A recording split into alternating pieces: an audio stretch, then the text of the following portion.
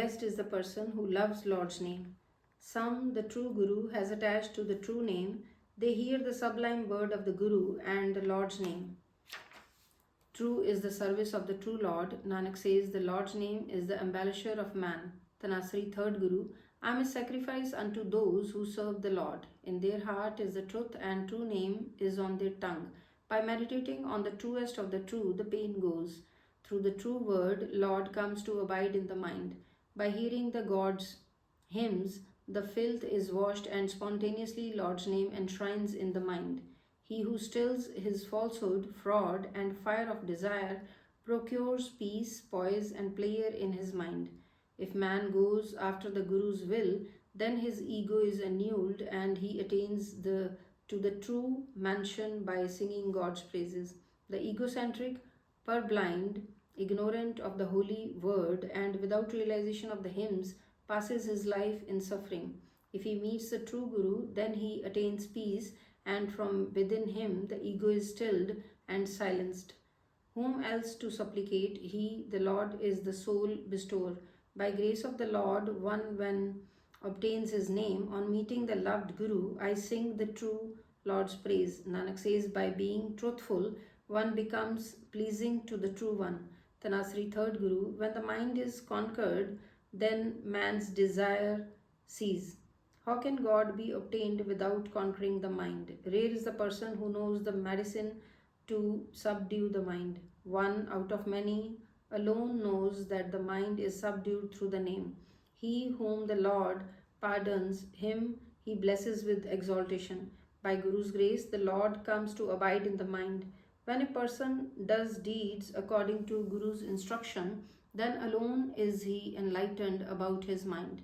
The mind is intoxicated like an elephant with the wine of self-conceit. The Guru applies the goad of the name and gives it life. The mind is uncontrollable. Some rare one controls it. If one eats the uneatable, a hard thing to do, then alone he is rendered pure. Through obedience to the Guru, the mind is embellished, ennobled, and then one sheds ego and sin from within his self. They whom the primal being keeps united in his union do not separate and remains merged in his name. His own power the Lord himself knows. Nanak says, it is by guidance of the Guru that the name is realized. Tanasri, third Guru, the ignorant fools hoard perishable wealth. The blind, unwise, and self-willed are gone astray. The poisonous wealth ever causes suffering. It does not go with the man, nor does it yield any profit. The true wealth is obtained through Guru's teaching, and false wealth ever continues coming and going. The egocentric, deluded, and foolish go astray and die. They are drowned in the dreadful world ocean, and they get to neither this shore nor that. By perfect destiny, they meet the true Guru, and imbued with the true name, day and night, they remain in renunciation. In all the four ages, the holy word is the only ambrosia. By perfect good fortune, man is absorbed in the God's name. The adepts, the strivers, and all the world long for the name, but only through perfect good fortune it is obtained. All creation is true, and true is the Lord. Rare is the person who realizes the sublime Lord. The truest of the true himself implants the true name in the mind. Nanak says, the Lord himself watches all and himself engages man to truth. Tanasri, third Guru, the worth and the extent of the Lord's name cannot be expressed. Blessed are the persons who fix their attention on the name alone. True is the Guru's teaching, and true the Lord's meditation. Blessing with his contemplation, the Lord himself pardons the man. Wondrous is the God's name, which the Lord himself preaches. In the dark age, it is through the Guru that the Lord's name is attained. We are fools, and foolishness is within our mind. In everything, we act in ego.